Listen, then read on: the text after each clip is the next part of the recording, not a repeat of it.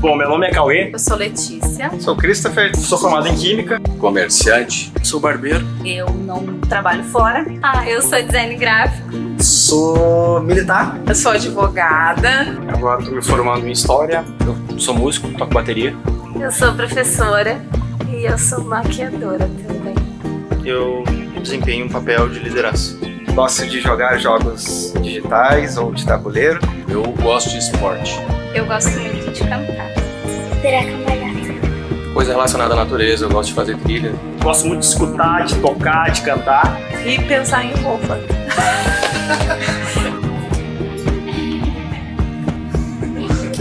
Gosto de viagens, cara. Me amarro em estrada. Tenho 3 tatuagens. Sou pai, sou avô. Sou um cara tranquilo. Ansiosa. Acho que sou meio inocente assim, cara, pra algumas coisas. Sim, eu gosto de ter as coisas sob controle. Sou demais. Eu choro quando eu tô alegre, eu choro quando eu tô triste, eu choro quando eu vejo os outros chorar.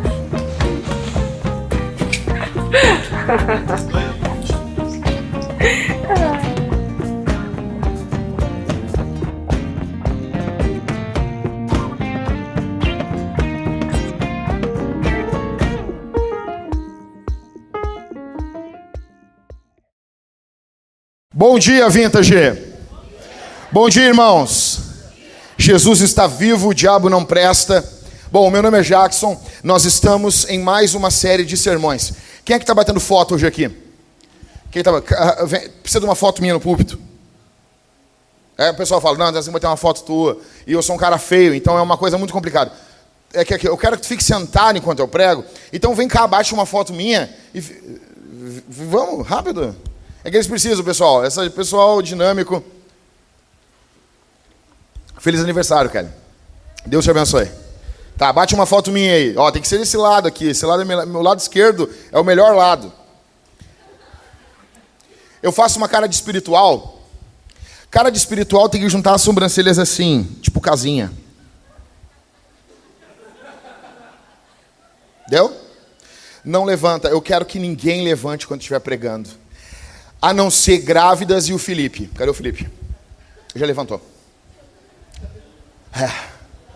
Já levantou. Então assim, o Felipe tem uma... Já vai levantar de novo? Tá grávida. Tá bom. Boa. Muito boa. Uma palma e meia para ela. Isso aí. Bom, tirando as grávidas e o Felipe, eu não quero que ninguém se levante. Sabe por quê, pessoal? Eu fui ver o Creed essa semana. E eu tinha tomado 1,8 litro de chimarrão. Chimarrão é diurético. Eu me segurei o filme todo. Tu consegue se segurar. Então assim, se tu não tiver com inflamação na tua bexiga, um negócio, sossega o teu facho sentado aí, tá bom? Que eu quero pregar o evangelho para você, se consegue sentar. Vai prestando atenção, vai glorificando a Deus, vai dando lugar. Bom, gente, nós estamos em uma série em Efésios. E eu já quero ir com vocês hoje já para Efésios capítulo 1. Abra a Bíblia em Efésios capítulo 1. Eu quero que a galerinha aqui que está trabalhando aqui, todo mundo que está trabalhando, eu quero que preste atenção no que eu estou falando aqui, gente. Tá? Preste atenção. Pessoal aí que largou as suas crianças, seus ranhentos lá em cima, vocês, por favor, confiem em quem está lá, tá bom? Nós vamos em breve comprar um negocinho, aquele tipo do madeiro, pro pai ficar aqui embaixo, aí quando vê, se o teu filho deu problema, deu chilique, não respeita os outros, aí ele vai dar um toquezinho, tu vai lá e busca ele. Nós não queremos que, se a criança não respeita os professores lá do Vintage Kids, ela não deve ficar lá. Ela deve vir para cá, ficar com o pai segurar ela no banco. Não queremos criança correndo no meio da igreja também. E eu estou falando tudo isso de criança que eu não falo nunca. Por quê? É porque quando meus filhos nascer, me contrariar tudo que eu estou falando. Que criança serve para isso, né? Quer ver que ele fala tomate, Michael? Fala tomate aí. Fala tomate, Enzo. Mas ele fala. É bem assim, né? Azar. Então, gente, Efésios capítulo 1. Abre a Bíblia aí, na carta de Paulo aos Efésios. Capítulo 1. E a gente vai ler o verso 1 e o verso 2. É o terceiro sermão de Efésios? Mas hoje nós estamos dando start, propriamente dito, na série. Vamos lá então? Carta de Paulo aos Efésios, prefácio e saudações. Saudação. Eu já quero dizer que as Bíblias, não sei se o pastor Rodrigo explicou, essas Bíblias que estão nos bancos, capa dura, você que está nos visitando pela primeira vez, nós queremos dar esse presente para você. Você pode pegar e levar para casa, é sua. Essa é a tradução Nova Almeida atualizada. Os membros aqui da Vintage é a mesma coisa. Se você não tem a Nova Almeida atualizada, pegue e leve para sua casa. Ah, pastor, eu vou comprar essa semana. Aí não precisa levar. Mas se não for comprar essa semana, leva. Vamos todo mundo usar a mesma tradução, pelo menos do culto. Ok? Carta de Paulo aos Efésios, prefácio e saudação. Paulo, apóstolo de Cristo Jesus, pela vontade de Deus. É Deus que escolhe os seus líderes. É Deus. Aos santos que vivem em Éfeso e são fiéis em Cristo Jesus. Que a graça e a paz de Deus, nosso Pai, e do Senhor Jesus Cristo estejam com vocês. Bom, eu sei que tem uma galera aí, e nos nossos dias, fica com a Bíblia aberta aí, não fecha, tá bom? Eu sei que tem uma galera que a gente tem a tendência a querer dizer assim, vai direto pro assunto. Fala logo o que tu quer falar. Pula essa parte. Eu já sei isso aí. Primeiro eu quero dizer para você que tu não sabe nada. Então, nós vamos ficar hoje na saudação de Paulo. No oi. Isso aqui é o oi do Paulo, entendeu? Paulo está dando oi para a igreja. E aí, Éfeso, como vocês estão? Ele pregou 3 anos lá. Fico imaginando ele saudando eles no domingo pela manhã. A paz e a graça, Éfeso. Bom, deixa eu explicar para vocês uma coisa aqui. Paulo escreveu 13 cartas. Paulo não é um cara fraco. Ele escreveu provavelmente 13 cartas no Novo Testamento. Há uma discussão se ele escreveu Hebreus também. Alguns dizem que sim, outros dizem que não. O maior argumento que para Paulo não ter escrito Hebreus é porque Hebreus foi escrito de forma organizada. Você imagina isso? Quando os caras conhecem que tu é um digressivo, tu está falando uma coisa. Eu faço direto isso, estou pregando. Eu vou falar um negócio, aí eu paro, abro uma janela e não volto nunca mais. Vou para Nárnia. Está entendendo? Paulo fazia isso direto. Mas ok. Paulo pode ter escrito, daí seriam então 14 cartas. Atos, capítulo 13, até o capítulo 28, é basicamente o que Deus fez por intermédio da vida do apóstolo Paulo. Quem era Paulo? Paulo era um descrente, um assassino. Paulo era um cara que matava pessoas. Ele mesmo conta isso. Ele forçava as pessoas a negarem Jesus. Até que um dia ele encontrou Jesus e Jesus esmurrou ele. Pessoas que são amadas por Deus normalmente são espancadas por ele num momento da vida. Deus espancou Paulo. Ele cai do cavalo. Mas não tinha cavalo. Claro que tinha cavalo, cara. Óbvio que ele não estava caminhando ali, indo para Damasco a pé. O cara estava indo lá montado num tordilho negro. E daí Deus jogou ele no chão. Jogou ele na lona. Jesus muda a vida dele. E ele passa literalmente de um assassino para um pregador do evangelho. Deixa eu dizer uma coisa para vocês. Paulo, ele caminhava no mínimo 30 quilômetros por dia para pregar o evangelho. 30. Só para você ter uma noção, a minha casa até o centro de Porto Alegre, perto da Praça da Alfândega, dá 10 quilômetros. É ir até o centro, voltar e ir de novo. Todos os dias. Todos os dias. E tem gente que reclama nos nossos dias para pegar um ônibus para ir na igreja. Tem gente que reclama nos nossos dias porque está um pouquinho complicado. Porque, pastor, tu não sabe o que eu estou passando, eu não tenho como ir no culto. 30 quilômetros por dia. Ele se foca, o foco de Paulo não são as cidades pequenas. O foco missionário de Paulo, missiológico, são as grandes cidades. Eu já falei isso 1 milhão de vezes para vocês e eu tenho que repetir isso. Éfeso é uma das maiores, se não a maior cidade da Ásia. É uma metrópole, é enorme. Ele se foca nessas grandes cidades, ele não tem muito tempo de vida, porque ele sabe que das grandes cidades a cultura aflui, ela jorra como um rio para as cidades menores. Por exemplo, Canoas é uma cidade menor do que Porto Alegre. Temos pessoas que moram em Canoas, a grande maioria trabalha em Porto Alegre. Pessoas de Guaíba. Guaíba é uma cidade que as pessoas dormem lá. Chega no meio-dia lá, até os restaurantes fecham para o almoço. Dizem que de cada 100 pessoas em Guaíba, 200 trabalham em Porto Alegre. Então, elas vêm até a capital, elas bebem da cultura que é ensinada aqui e elas voltam para suas cidades. Então, Paulo, se ele viesse ao Brasil hoje como missionário, ele plantaria igrejas em São Paulo, no Rio de Janeiro, em Brasília. Se ele estivesse na região sul, ele plantaria uma igreja em Porto Alegre, uma igreja em Florianópolis e uma igreja em Curitiba. Porque ele entende que dessas grandes cidades a cultura flui para as cidades menores e igrejas são plantadas naturalmente nas cidades menores. Éfeso, então, é uma cidade importante. Tem o templo da deusa Ártemis, ou da deusa Diana, que é das 7 maravilhas do mundo antigo. Por isso que essa carta fala muito em batalha espiritual, em demônio, fala muito sobre isso. Paulo prega. Se vocês podem ler isso em Atos, capítulo 19, durante a semana na casa de vocês. Se vocês leram a carta de Paulo aos Efésios, que eu falei para vocês lerem durante essa semana, dá 16 minutos de leitura toda a carta. Você pode ler também Atos 19, quando Paulo pregou em Éfeso. Ele pregou e deu um tumulto. Os caras levam um tumulto para o estádio. Legal, sabe o que é isso? 25 mil pessoas enlouquecidas. Os negros queimando livro. E a Bíblia diz que a palavra de Deus crescia com poder. Paulo está escrevendo uma carta para a igreja nessa cidade. Igreja essa que é muito parecida com a nossa. Cidade essa que é muito parecida com a nossa. Igreja também, porque essa igreja aqui é uma igreja nova.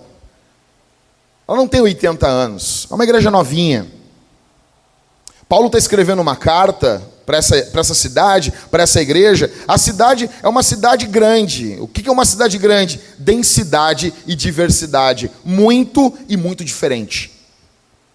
Muita gente e bem diferente. Paulo, quando escreve essa carta, ele está preso.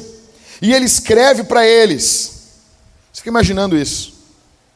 Eles se reuniam, a igreja desde o primeiro século, se reunia todos os domingos. Todos os domingos. Então, eles vão para o culto, o coral canta, porque a gente fica pensando o seguinte, que a gente pensa, o C.S. Lewis diz que é o snobismo cronológico. A gente fica pensando às vezes que, eles não eram assim. Não, era assim, tinha cânticos.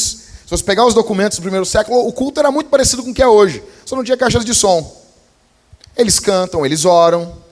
Só que a diferença deles é que eles recebem uma carta. Aí um dos presbíteros da igreja recebe a carta, reúne a igreja e diz: pessoal, chegou uma carta do nosso pastor.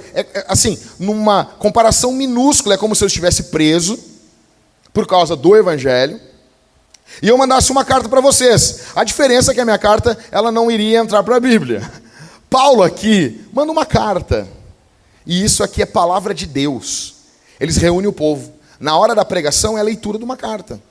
Vocês imaginam isso? Tanto que tem alguns teólogos que dizem que a carta de Paulo aos Efésios seria uma homilia, uma pregação. Me consegue mais um pouquinho de retorno aqui? Semana passada estava muito bom. Se puder marcar e fazer sempre assim, até Jesus voltar, eu vou ficar feliz. Então, o presbítero fica de pé e começa a ler a carta. Aí ele vai ler. Por onde Paulo começa? Qual é o início da carta? Ele começa na identidade deles.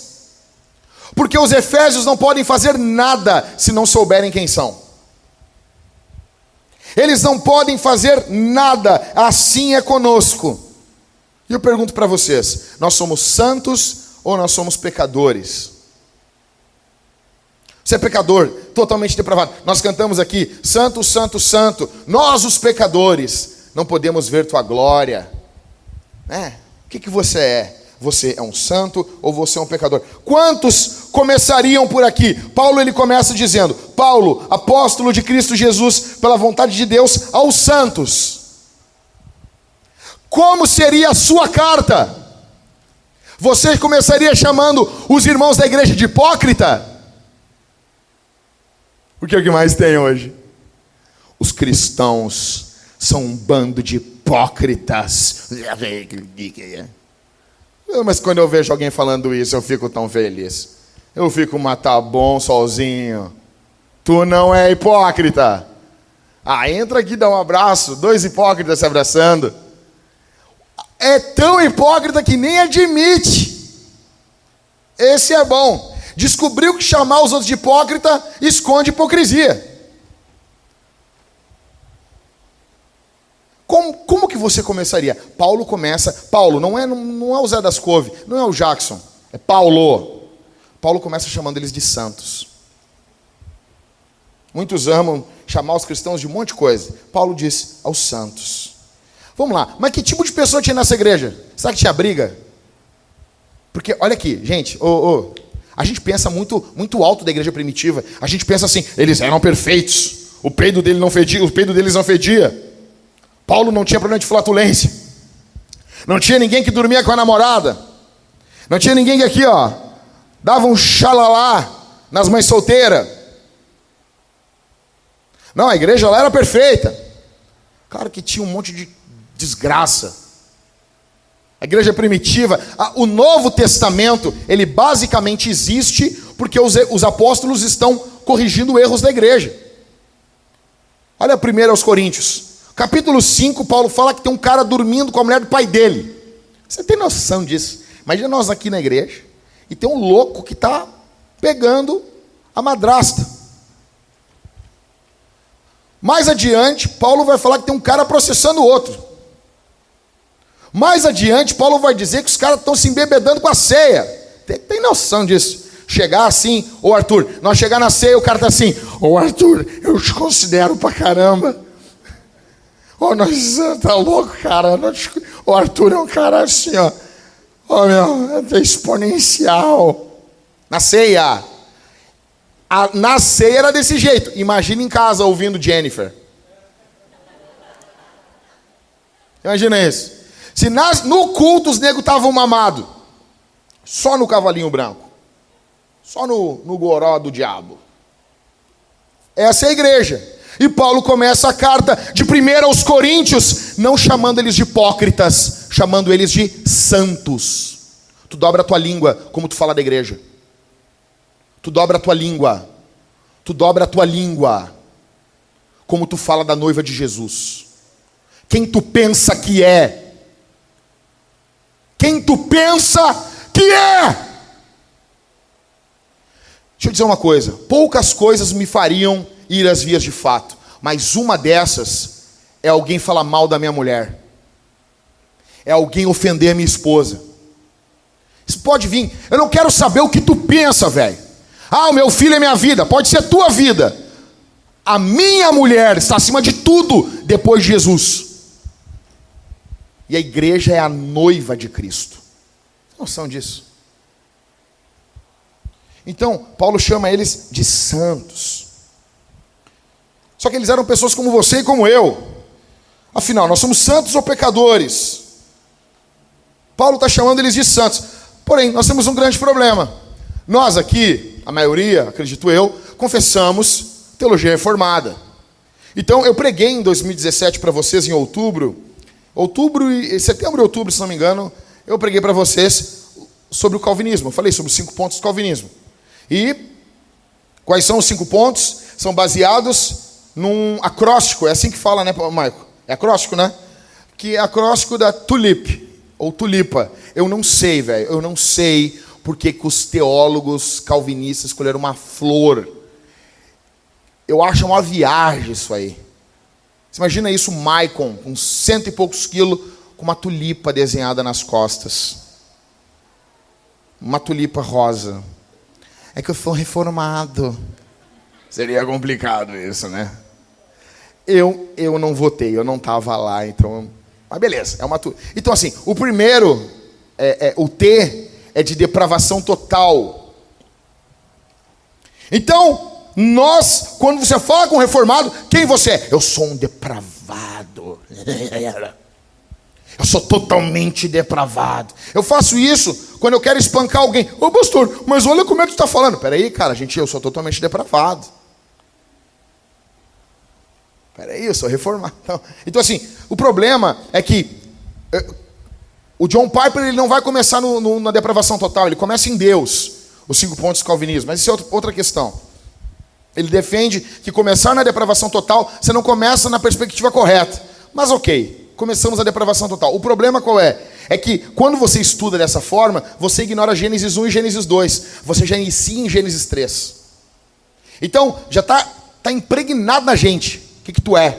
Sou totalmente depravado. O pastor olhou para você, numa igreja pentecostal, e disse, você é um vencedor. Você está louco. E biblicamente falando, nós somos vencedores. Apocalipse 12 diz isso. Eles, pois, o venceram pelo sangue do Cordeiro. A igreja é vencedora. Mas não. Então, nós como reformados, e não entendemos que, primeiro, a depravação total não fala da quantidade de coisas que você faz de errado. Uns fazem coisas mais erradas e outros não. A questão da depravação total, ela não é total na profundidade, ela é total na extensão. Todo o teu ser está depravado. Depois de Adão. Todo o teu ser está manchado, tocado pelo pecado. O pecado tocou em tudo. Não quer dizer que você foi ao fundo do poço como todos. Então, mas pastor, eu conheço fulano que ele não é tão ruim, com certeza. Existe a graça de Deus que restringe isso. O freio do Espírito Santo, a consciência que nos restringe. Nós não somos tão ruins como podemos ser. Tá, mas onde começa a nossa identidade? Na cultura normal aí, do pessoal, da cultura secular, eles falam na autoestima. Eu já falei para vocês isso. Levanta a cabeça. Os caras vão lá, né? Princesa, sabe? Larga aqueles charme, aqueles oradores do TED. Eu gosto de ver, eles são muito dinâmicos. E eles falam assim, você é especial. Autoestima, por quê? Tem que olhar para ti. Autoestima, autoimagem, autoconfiança. Beleza? Então assim, como nós podemos ser santos? Por quê? Paulo está dizendo aqui que nós somos santos. Ok, como que isso acontece? Beleza, deixa eu dar uma explicada para vocês. Como se tornar um santo na versão católica romana? Tá, deixa eu explicar uma coisa para vocês. Eu fui católico por muito tempo. A minha mãe me ensinou a oração do Pai Nosso quando eu era criança. Quando eu tinha uns 4 anos de idade, eu orava a oração do Pai Nosso. E daí ela me ensinou a Ave Maria. Deixa eu mostrar para vocês como eu não estou falando Ave Maria aqui com o coração, tá? Eu vou só falar para mostrar, porque quando o nego fala Ave Maria, o cara é católico. O cara era católico. Então aqui, ó, Ave Maria cheia de graça. O Senhor é convosco, bendita sois vós entre as mulheres, bendito é o fruto do vosso ventre, Jesus. Santa Maria, Mãe de Deus, rogai por nós os pecadores, agora na hora de nossa morte. Amém. Está aqui, está gravado na minha cabeça. Não tem como esquecer. A minha mãe me ensinou a oração do Pai Nosso, a oração da Ave Maria. E antes de dormir tinha que orar os negócios. E daí, cara, eu ia na igreja às vezes e eu ficava pensando, nossa, eu quero ser um padre. Eu olhava aquele cara pregando, falando, cara, balançando umas fumaças assim. Eu achava aquilo muito legal, cara. Eu queria, um dia eu vou balançar umas fumaças aqui no meio, aqui, ó. Vai ficar os negros, uma fumaceira assim, ó. O legal de plantar a igreja é que tu pode, não, nós vamos fazer isso esse mês, que é legal. É só uma vontade do plantador, ele quer fazer e ele vai fazer. E daí eu queria balançar fumaça, daí o que eu fui fazer? Fui fazer a catequese, a crisma, para me crismar. Cara, eu perguntava tanto para a freira, eu fiz tanta pergunta, que um dia ela chegou na casa da minha mãe comigo, assim, a senhora podia ficar com o Jackson e ele voltar daqui a uns 8 anos? Ô, cara, eu só queria conhecer Jesus, cara. Então, achei um livrinho na lama, hoje eu tenho uma versão dele novinha, um livrinho sobre Jesus, e eu ficava pedindo para as pessoas lerem para mim, cara. Ô, lê para mim sobre Jesus. Bem assim, cara. Sério, eu só queria ouvir sobre Jesus. Então, pensei em ser padre. Né? Eu sempre pensei, mas quando eu era da igreja católica, era criança, quando alguém falava, Christopher, sobre santo, o que eu pensava? Eu pensava, santo é quem usa chapéu de lâmpada. Que toda imagem tem uma lâmpada na cabeça do louco. O que é? O santo é um cara, e eu ficava imaginando, Jéssica, que as pessoas caminhavam na rua e tinha uns loucos que a cabeça brilhava. Fosforescente. Era criança, velho. Né? E eu, um dia minha cabeça vai brilhar. Imagina se a minha cabeça, com 64 centímetros de diâmetro, brilhasse. Eu ia iluminar Porto Alegre, velho. Saint Jack. Ah, até que ia ser legal. Então, como ser um santo? Ser como a Madre Teresa? Então, no começo, quando a igreja se institucionaliza, quando a igreja ali, a católica, apostólica, romana, eles dizem assim, não, quem é santo é quem é mártir, é quem foi morto, não negou a fé. Aí, essa definição, um pouquinho para frente, os caras começam a considerar santo todo aquele que defendeu a fé, foi um apologeta. Só que acontece que no século XVII, daí já tinha muito santo. Aí os caras organizaram, fizeram uma reunião no Vaticano, e o padre James Martin, ele resume em 10 passos o complicado processo de alcançarmos a santidade no catolicismo. O Vaticano definiu isso a partir do século XVII. Então, se você está nos visitando, você é católico, eu quero dizer, eu não odeio os católicos, eu acredito que teremos muitos católicos no céu, a gente vai ter até evangélico vai estar no céu, você imagina isso? Até gente da Vintage vai estar. As pessoas dizem, eu não sei se católico, mas negão, eu não sei se tu vai estar. Você está cara de ego aí. Então, eu acredito que quem salva é Jesus, ok? Nós temos que estar congregando em uma igreja, mas se algumas pessoas forem regeneradas, e elas poderão estar lá sim. Vamos lá. Como nós podemos nos tornar santos na visão católica? Opa! Primeiro, seja católico. Primeiro aí que eu já perdi, não sou mais. Já entrei no round, já tomei um soco, pum, do Anderson Silva, pum, caí na lona. Não durei em nenhum round. Ok? Então, primeira coisa, seja católico. Tem algum católico aqui? Alguém que consegue? Ninguém pode ser santo aqui. Tomara que de noite venha algum católico, eu possa dizer, oi, seu primeiro ponto você conseguiu. Segundo ponto, morra. Morra. Você imagina isso? Eu quero ser santo, então morre. Puf. Morre, seu animal. Morra. Você não desfruta da sua santidade nesse mundo. Só no outro. Terceiro passo. Aí surge uma devoção local em torno da sua lembrança. As pessoas começam assim, o Michael era um cara muito legal. Ele era demais. As pessoas vão começando a aumentar as coisas. E vão falando sobre você. Vai surgir uma devoção ao redor da tua... Aí alguém vai contar assim, um dia ele orou por mim e Deus me curou. Aí começa, né? Aí, um quarto. Sua vida é investigada. Aí os negros vão começar a investigar a tua vida. Vão olhar o passado do Michael. Como que essa investigação se dá? Caras com chapéus. Você tem que entender isso. Na igreja católica, quem tem autoridade usa um chapéu. Uns caras com chapéu vão começar a investigar a vida do Michael. Vai vir uns caras com os chapéus e vão investigar. Eles têm umas roupas compridas, umas roupas muito louca. E eles vão começar a investigar a vida do Michael. Quinto, o bispo local investiga a santidade e envia ao Vaticano. Então, bispo local. Quem é o bispo local? Quando tu for numa igreja católica, bispo local é o cara que está de chapéu. Vaticano. Não sabe, é que nem assim, não sei comer de fora para dentro os talheres. Vaticano, os caras que tem um chapéu maior. Não é assim. Vaticano é os caras com chapelão. Bispo, o cara com chapéu menor. Tá bom? Eu ia ser do Vaticano. Porque eu ia ter um chapéu grandão. Aí, sexto. As pessoas oram a você. Tu tá morto. Aí as pessoas vão orar. Imagina lá, Marcos Esmeraldino. Nego tem que falar Esmeraldino. Imagina isso. Esmeraldino, faz um milagre na minha vida. Aí tu tá morto, cara. Tu quer descansar. Você que tá trabalhando depois de morto. Aí o Marcos, pum, faz um milagre. As pessoas, sexto, as pessoas oram e tu faz um milagre. Sétimo, o Vaticano investiga o milagre. Vamos ver se... Aí os caras com chapéu de novo vêm. Os caras com chapéu grandão. Vamos investigar. Aí, oitavo, se tudo der certo, tu é declarado bendito, ou bendicto. Quer dizer abençoado. Eu vou falar semana que vem sobre isso. Nono, as pessoas pedem outro milagre. Um só não dá não. Aí tu faz de novo. Em décimo, você é um santo. Presta atenção. 10 passos para você ser santo na igreja católica. A questão é que todos esses passos custam, em média, quase sempre $1 milhão. Todas essas coisas. Para ir, voltar, analisar e pá.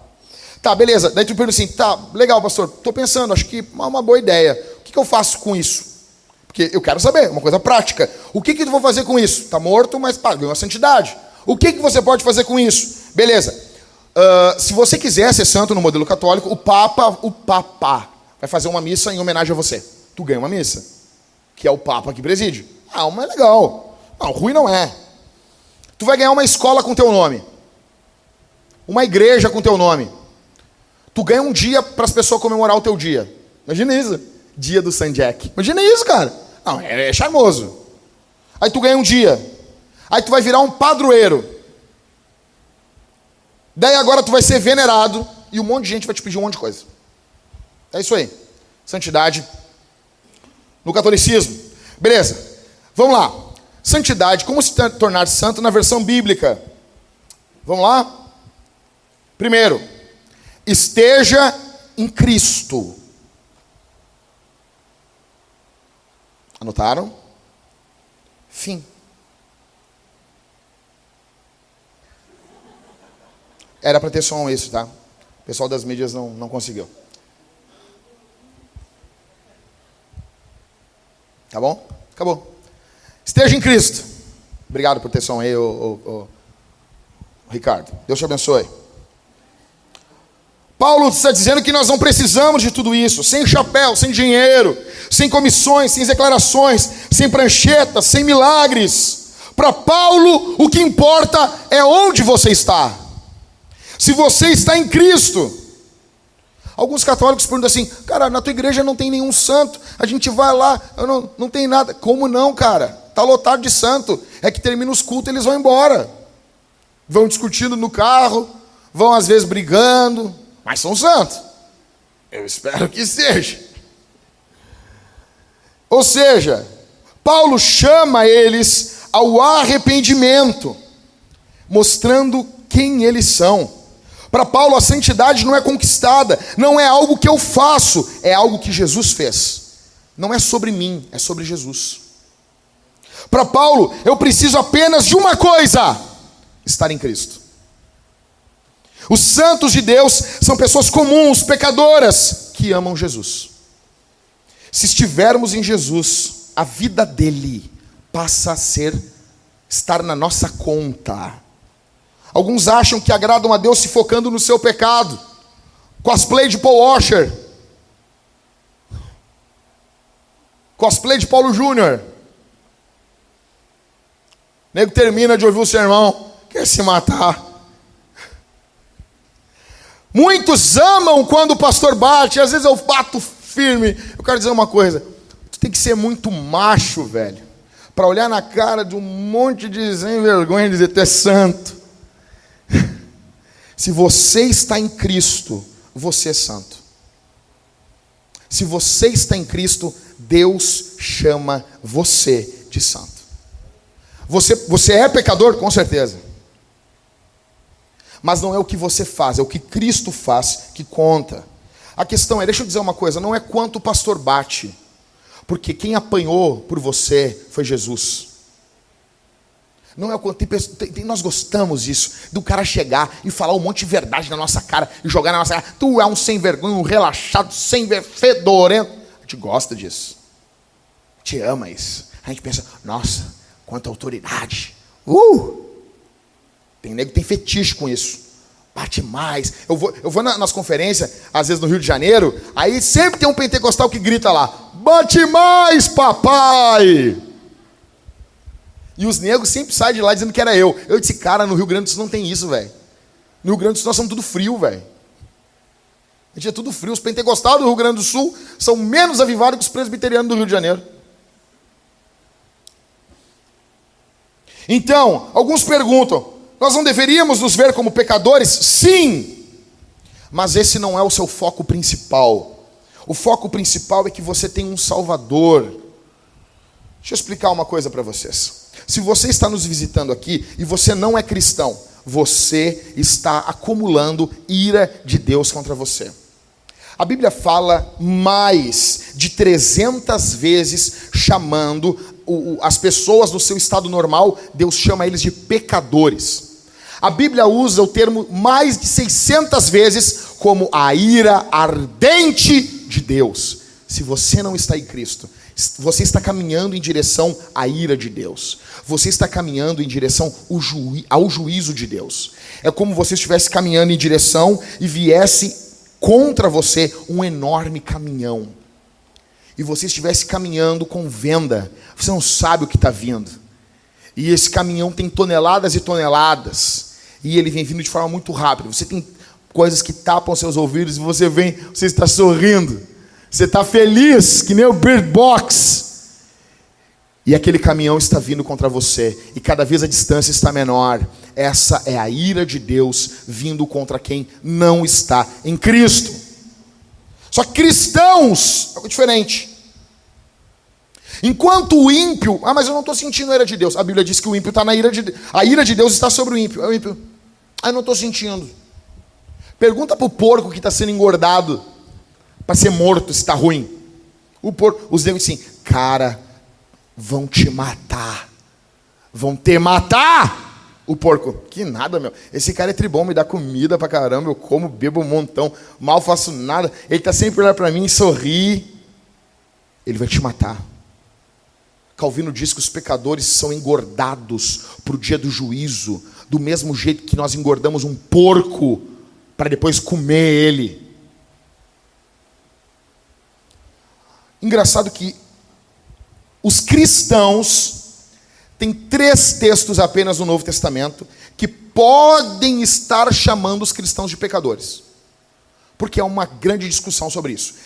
Veja bem, nós não estamos dizendo que cristãos não são pecadores. São, porque pecam. Só que a forma de você se dirigir a um cristão, a forma como Paulo, como os apóstolos se dirigiam aos cristãos, não era assim. Santos, benditos. O foco principal não é que você é pecador, é que você é santo. Por quê? Porque se alguém está em Cristo, nova criatura é. As coisas velhas se passaram e eis que tudo se fez novo. A boa notícia é que se você está em Cristo, você não é apenas mais um pecador culpado, vil. Você é uma nova criação que tem uma nova biografia. Infelizmente, a gente tem pessoas que têm prazer na teologia do verme. Os caras têm prazer. Eu não presto. Eu não presto. Ainda mais nós aqui, galera que lê teologia reformada, e a gente gosta disso.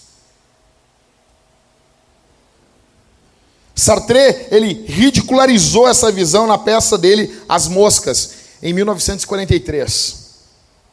Infelizmente, a visão reformada tem essa tendência. O pecado pode explicar, mas não define quem nós somos. Deixa eu dizer uma coisa. Como pecador, você pode ter até um passado terrível. Mas como nova criatura em Cristo, você tem um futuro brilhante por causa de Jesus. Você tem um futuro brilhante. Você tem um futuro espetacular. Isso não é teologia da prosperidade. Isso é Bíblia. O melhor de Deus está por vir. Não, pastor, o melhor de Deus já veio, é Jesus. Sei que a gente gosta de dar essas lacradinhas na internet. A gente gosta disso. Se o melhor de Deus é Jesus e Jesus vai voltar, então ele está por vir. Fim, ganhei. Acabou. O melhor de Deus não é a vida glorificada, não é a eternidade com Jesus. O melhor de Deus está por vir, sim. O pecado, é pecado você prender a sua identidade em algo que define você que não seja Jesus. Alguns acham assim, não, eu vou deixar Deus feliz, eu vou deixar Deus alegre. Isso muda a forma como a gente lida com os irmãos. Quando o irmão peca, a primeira coisa que a gente faz para ele é o quê? É lembrar quem ele é. Lembra quem tu é, cara. Tu é santo. A primeira coisa que vamos fazer é isso. Jesus vence a tentação do diabo focando em quem ele era. O diabo diz, se tu és o Filho de Deus, quer mexer na identidade de Jesus, você vence o pecado lembrando que você é santo. Ou seja, o pecado diz para você que você não pode mudar. Cristo diz que pode. Alguns teólogos chegam a dizer que uma tentação dura uma média de 3 minutos. Tempo do miojo. Dura 3 minutos. Se o nego ficar parado, eu vou cair nesse pecado daqui a 3 minutos. Vence. É que nem quando tu vai comer, chega lá, pum, comeu um montão, eu quero comer mais. Negão, espera um pouquinho. Espera o teu cérebro entender que tu comeu. Não, é que eu não quero fazer isso, pastor. Eu quero que ele não note. Eu quero ser mais rápido. O teu cérebro entendeu, pum, comeu. Mas não estou mais afim mais. Deixa eu definir para vocês aqui, rapidão aqui. O que é ser santo? Eu quero chamar aqui o Gabriel, o irmão da Carol, e o Marco. Vem cá, por favor. Rapidão. Mas tem que ser muito rápido, cara. Mas, meu Deus, mas que isso? Mas correndo. Mas que isso?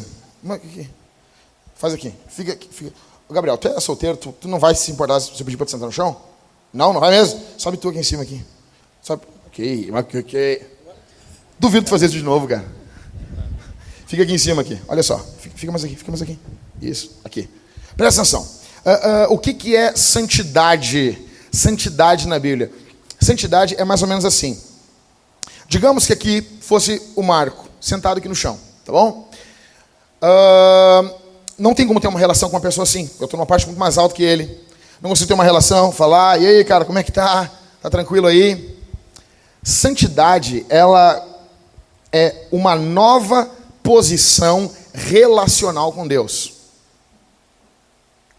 Deus tira a pessoa da onde ela estava,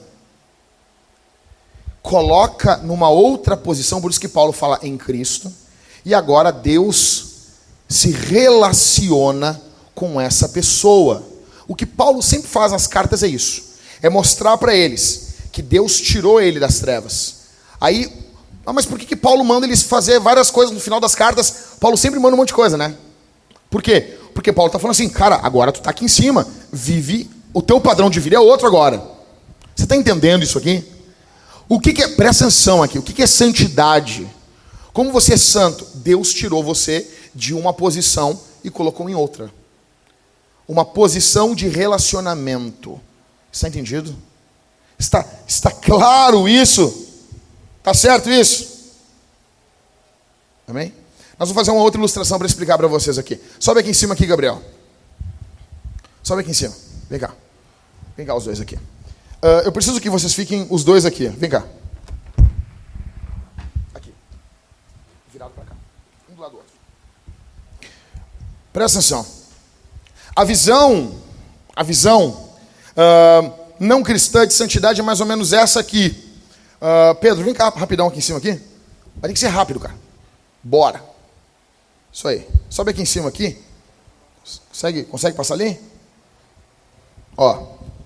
Digamos, fica aqui, Pedro, aqui, bem aqui, virado para eles. Bem, digamos que o Pedro seja Jesus, tá bom? Pedro é Jesus.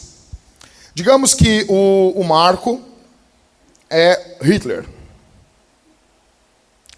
E o Gabriel é a Madre Teresa.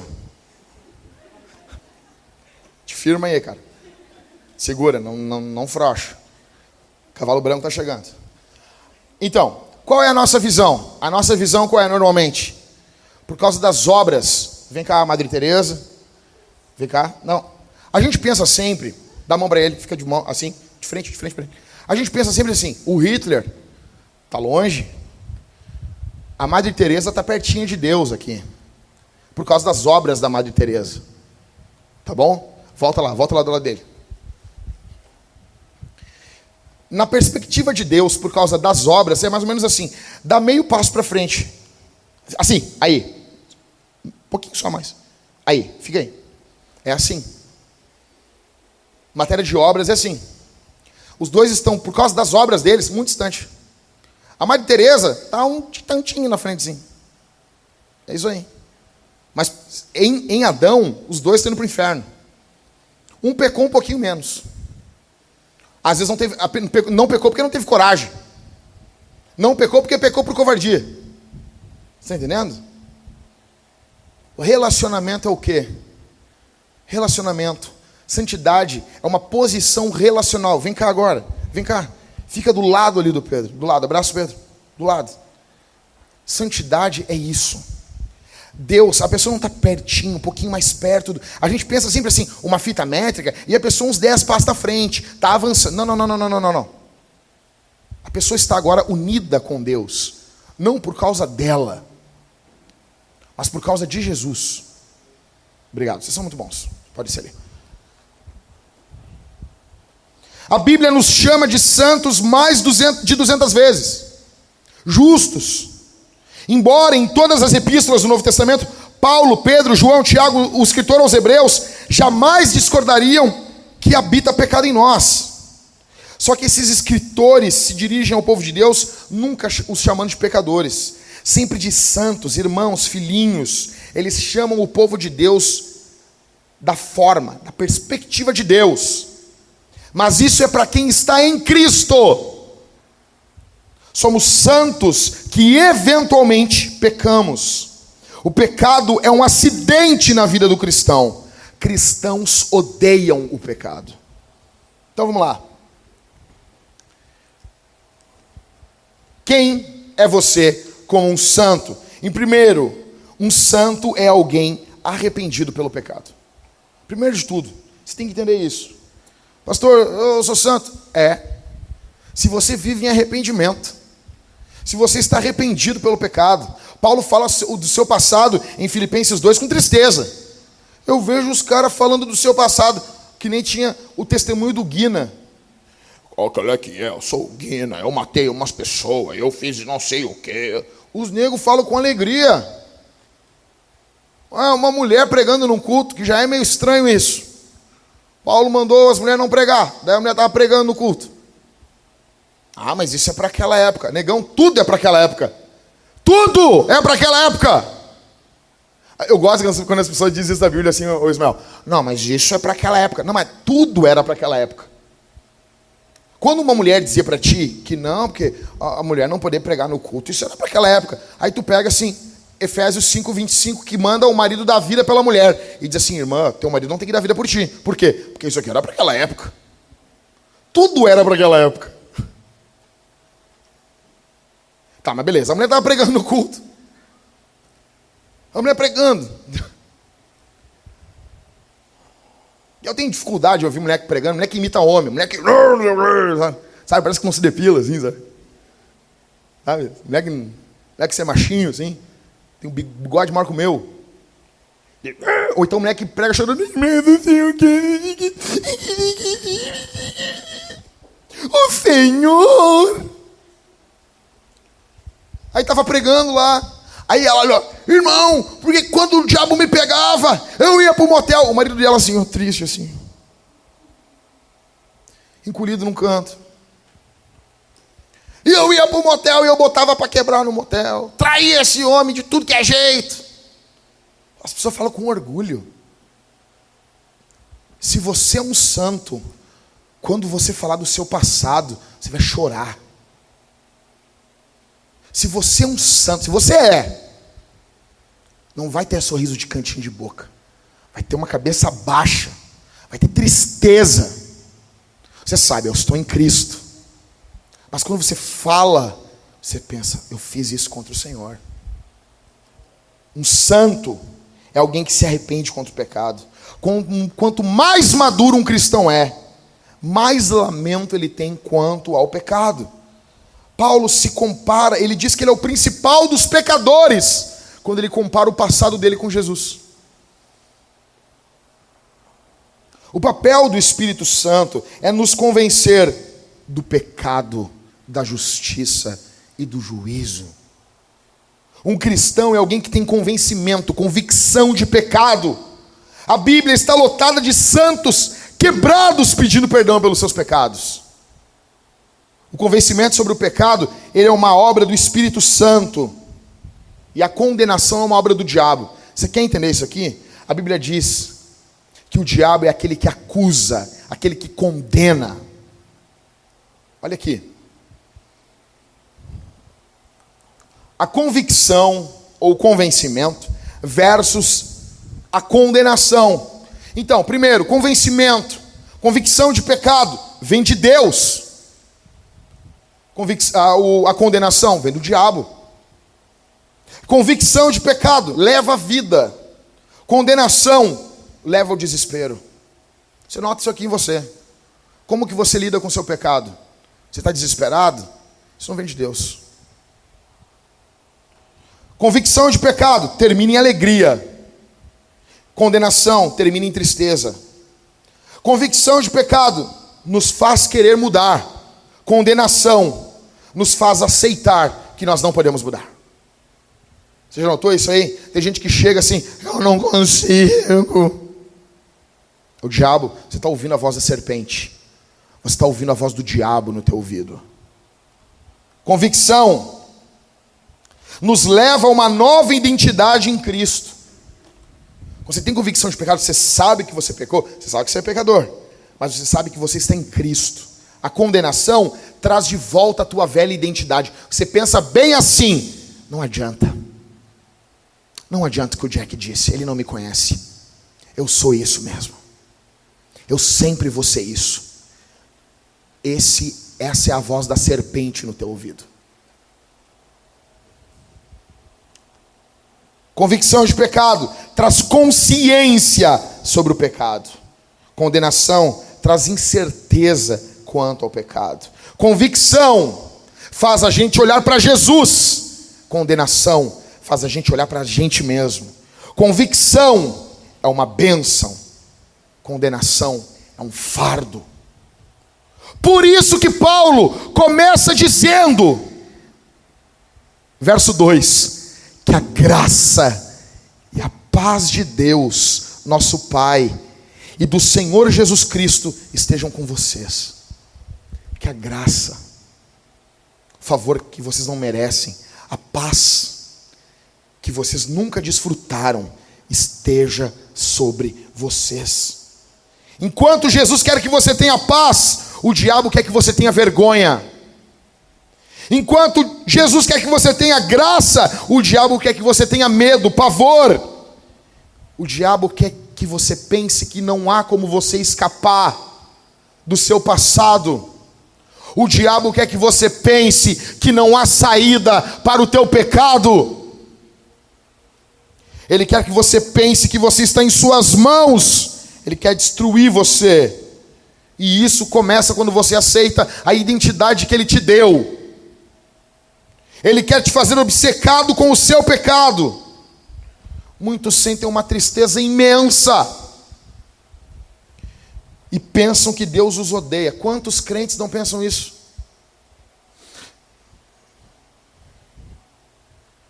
Ficam obcecados pelos seus pecados. Alguns não sabem nem porquê, mas sentem uma tristeza imensa. Quantos cristãos não estão assim? Sentem uma tristeza imensa em suas vidas. Não sabem nem de onde vem. E ficam dizendo, não, Deus quer me destruir, Deus quer me matar. Começam a aceitar essa narrativa. Deixa eu dizer uma coisa. Quando você faz isso, você desonra, Senhor. Deixa eu dizer uma coisa para você. Deus é um pai.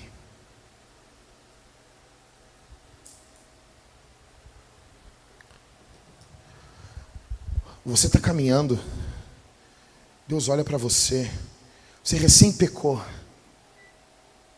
Ele vem até você, Ele bota o braço em cima do teu ombro, Ele olha no teu rosto, Ele diz assim, ei, meu filho, tu é santo. Aqui é diferente. Ele vai dar um beijo em você.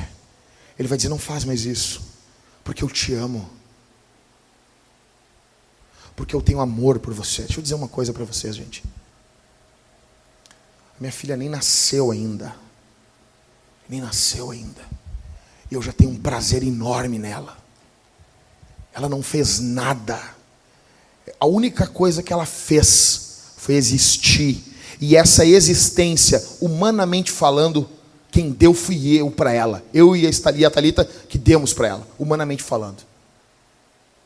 E eu me deleito nisso. Numa coisa que ela não fez nada. Pelo contrário, ela tirou um pouco a minha mulher de mim. Minha esposa, não consegue ficar deitada, sentada, pra gente ver um filme, um negócio. Então tem que sair com ela, levantar, tipo assim. ela já está meio que perturbando a vida, mas não tem como tirar a alegria. É óbvio que em alguns momentos você quebra o coração de Deus, sim. Mas Deus tem deleite em você por causa da cruz de Cristo, por causa do que Jesus fez na cruz. Minha filha está chutando a minha mulher por dentro. Eu estou com as mãos na barriga dela ontem de noite, rindo. Chuta mais um pouquinho, mamãe. Teu Deus é um pai. Teu Deus está abraçado com você. Está olhando para o teu olho, no grão do teu olho. Está dizendo, eu te amo. Não faz mais isso. Eu vou dizer um negócio aqui que pode parecer loucura.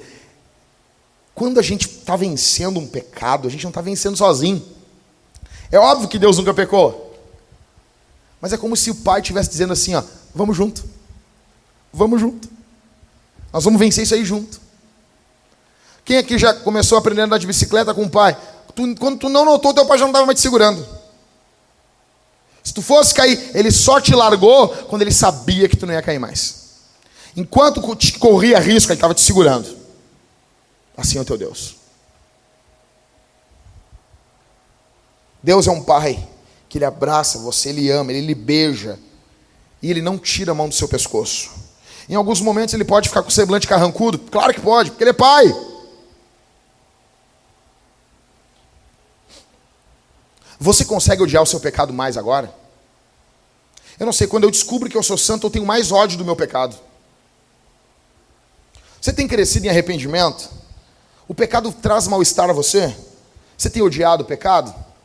Então, em primeiro, um santo é alguém arrependido pelo pecado. Em segundo, um santo é alguém poderoso contra o pecado. Olha o que diz Efésios. Paulo, apóstolo de Cristo Jesus, pela vontade de Deus, aos santos que vivem em Éfeso e são fiéis. Começa as perguntas, vamos lá. Eu sou fiel. Beleza, quanto dá de dízimo? Às vezes eu fraquejo. Quantos versículos tu memorizou? João 3,16. Vale. Porque Deus armou o mundo de tal maneira que para a glória do Senhor. Quanto tempo de oração você tem? Vale antes da comida? Jejum é um tênis? Você já levou comida para os pobres? Pastor, eu estava fazendo uns cachorro quente, mas eu comi tudo. Talvez você seja um cristão fraco. Talvez você seja fraco. Eu quero dizer uma coisa para você. Esse é o início da tua caminhada. Você pode ser fiel. Você não é fiel pelo que você faz. Você é fiel, então você passa a fazer. Hebreus capítulo 4, verso 15 e 16 diz: porque não temos sumo sacerdote que não possa se compadecer de nossas fraquezas. Pelo contrário, ele, Jesus, foi tentado em todas as coisas, a nossa semelhança, mas sem pecado.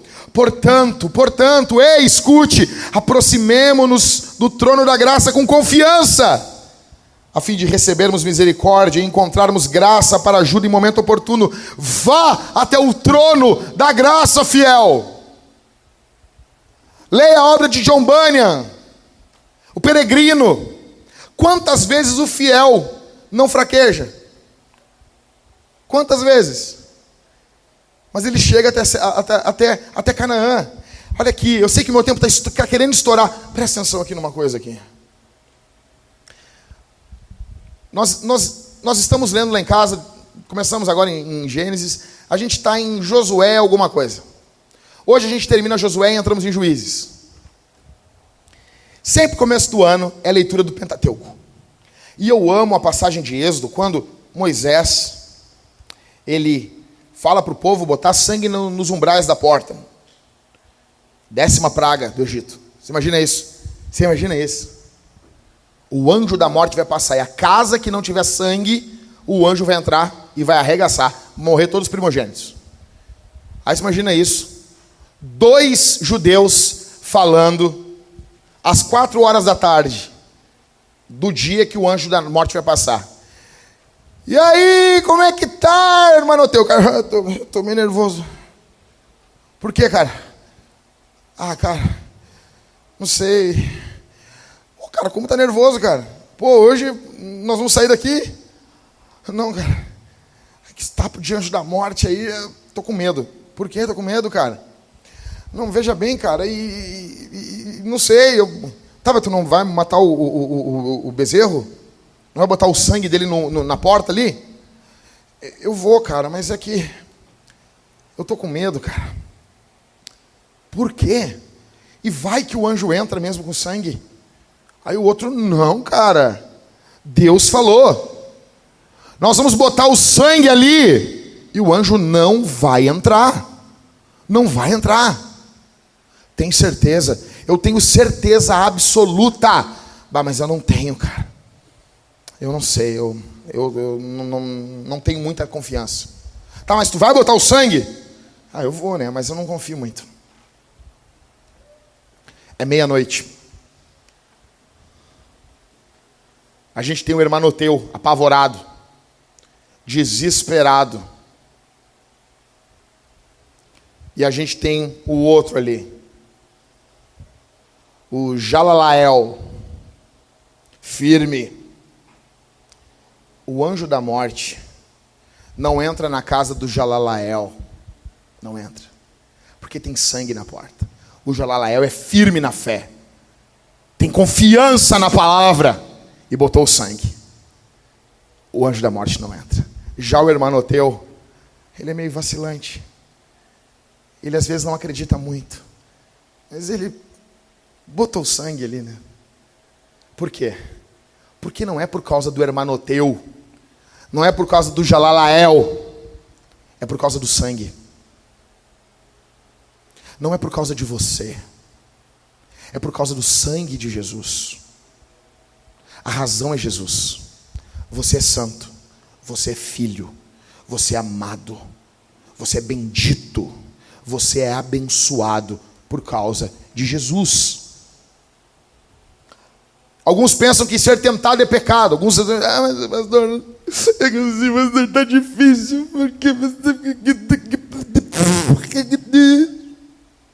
Ser tentado não é pecado. Pecado é ceder à tentação. Quando você for tentado, se lembre quem você é. Deixa eu dizer um negócio aqui. Aí eu era um pouco mais novo, era um pouco mais ajeitadinho. Então, congregava numa igreja e tinha uma gurizada. Tinha mais de 50 jovens dinâmicos. E, cara, velho, era todo mês. Era as gurias querendo. Ai, vamos namorar, nós vamos juntar as escovas de dente.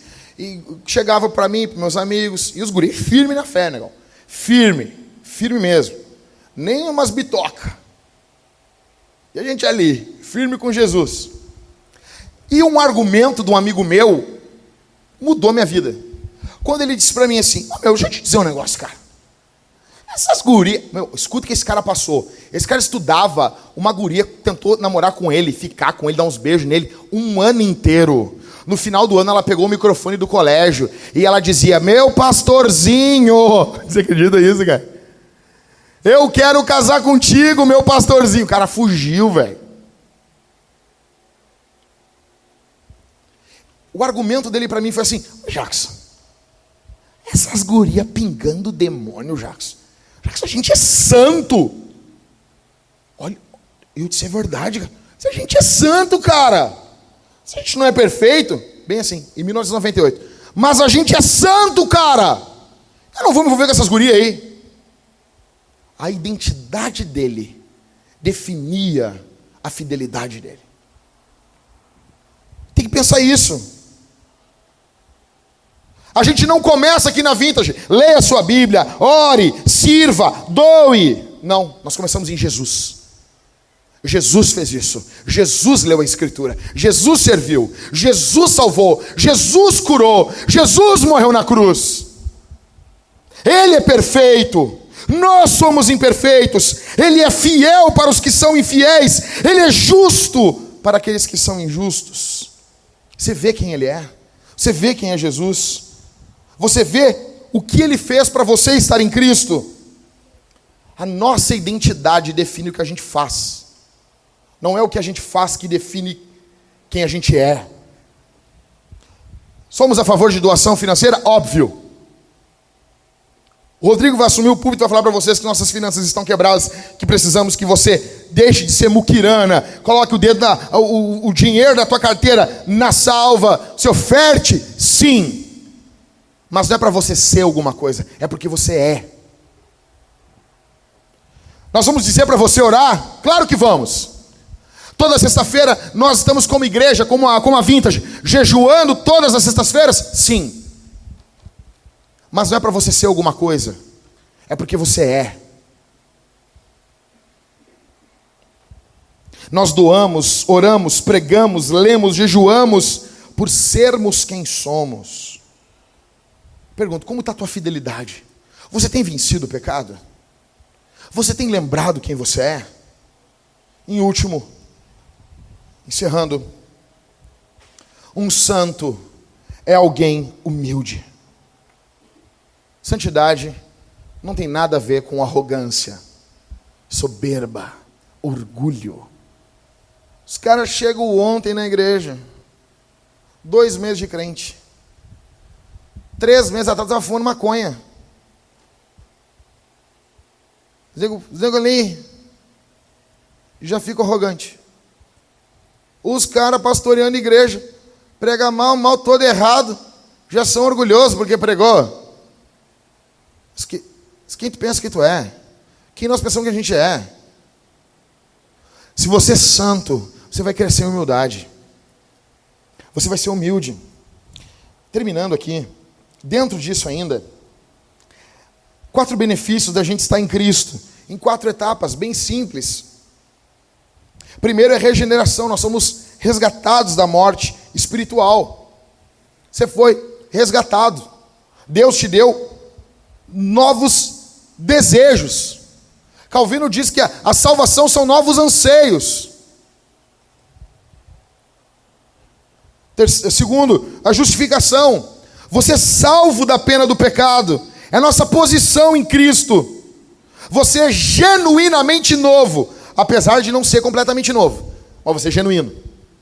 Você é justo. Você é justo. Porque você foi justificado. Terceiro, a santificação. A santificação, ela é tanto uma posição, como eu falei para vocês aqui, como ela também é um processo. Você vai crescendo. Quarto, glorificação, que é morte. Estado eterno. Deixa eu dizer uma coisa aqui, olha aqui. O salário do pecado é o quê? O salário do pecado é o quê? É a morte. Mas por que um cristão morre? Não é porque ele está pagando o pecado.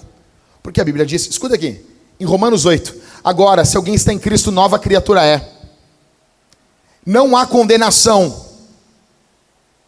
Não há condenação alguma para os que estão em Cristo. Então, como que a morte pode ser uma punição pelo pecado? Não é. Para o cristão, a morte. Você pode ler isso aí na teologia do sistemática do Wayne Grudem. Para o cristão, a morte é o último estado de santificação. Deixa eu notar uma coisa aqui. Alguém aqui no nosso meio vai morrer. Pode ser eu, pode ser vocês. Vai ter um próximo enterro que já está marcado para Deus aí. Nós vamos pegar na alça do caixão um do outro. Você sabe disso? Eu já tenho um sermão bom para pregar no teu enterro. Quando nós olharmos você ali de terno, não bota terno em mim, por favor. Eu volto. Só se for Natal ou Páscoa, aí pode botar um terno. Ou aniversário da Vintage. Então, você está lá no caixão. Vou usar o exemplo aqui. Quem eu vou usar o exemplo? O William. Nós estamos lá, o William. Nós olhamos o William no caixão. Alguns vão dizer assim, pagou pelo que estava fazendo de errado. Analfabeto de Bíblia, não entende Bíblia. Cristão vai dizer assim, Deus terminou a obra de santificação na vida do William. Deus concluiu a obra. A morte é quando Deus encerra a obra. Deus terminou de santificar. Você está sendo santificado a vida toda, está sendo santificado. está sendo santificado a vida toda. A morte é quando Deus encerra essa obra. Quando Deus conclui, não é julgamento pelo pecado. Você precisa, urgente, entender que um santo é alguém humilde. Me lembro quando Mateus, filho do Filipe, começou a orar e queria elogio porque estava orando. Você quer elogio, cara? Eu estou encerrando aqui. Segura aqui mais um pouquinho. 1 minuto, eu encerro. Você está crescendo em santidade? Você nota a obra de Deus na tua vida? Você está notando assim, não, até peco, mas eu noto que isso já não me completa mais. Eu noto que eu sou de Deus até quando eu peco. Mas você está sendo humilde? Você tem crescido em humildade? Provérbios diz que Deus odeia o orgulhoso. Provérbios diz que o orgulho vem antes da destruição. Quantos de vocês viram a luta do Anderson Silva? Quando ele quebrou a canela. Ele estava sambando e vai, não sei o quê. É porque o pastor do Anderson Silva não leu para ele Provérbios. Não pregou Provérbios para o Anderson Silva. A arrogância vem antes da queda. Mas ele não tem pastor, então é um outro problema. A Bíblia diz que Deus se opõe aos orgulhosos. Naturalmente, todos nós somos orgulhosos aqui. Todos nós. Todos nós. Somos tão estúpidos que não entendemos que somos pecadores de nascimento. Aí somos orgulhosos por coisas idiotas. O cara leu a Bíblia toda e ele ficou orgulhoso. Ficou orgulhoso. Eu me lembro, uma vez eu estava com uma amiga minha que era de uma igreja que não podia cortar cabelo. Cabelo, sim. Tem igreja que não pode cortar cabelo. E ela dizia assim, agora eu posso falar. Eu estou há anos sem cortar o cabelo. Que orgulho, hein? Tem gente que é orgulhosa aqui porque nunca traiu uma mulher. Cara, tu é um crente normal. Tu é normal. Não vê pornografia? Tu é comum. Comum. Tu é comum. Cachorros latem. Gatos miam. Cavalos relincham. E crentes são santos. Normal. Você é comum. Nós não podemos nos orgulhar. Nós temos que olhar para Cristo. Em Cristo nós somos orgulhosos que estamos rumando em direção à humildade. Você é cristão? Eu encerro dizendo, você está em Cristo de verdade? Você está em Jesus?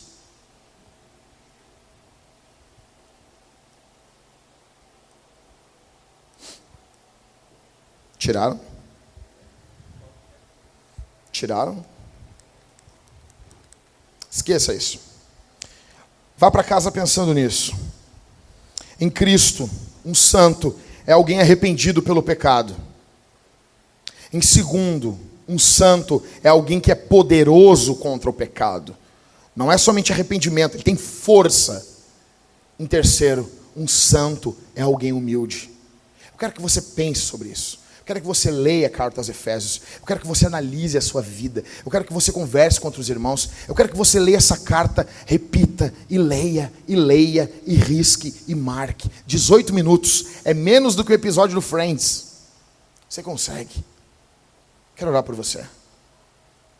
Se você não é cristão e está aqui, há um convite para que você se arrependa dos seus pecados. Se volte até Cristo.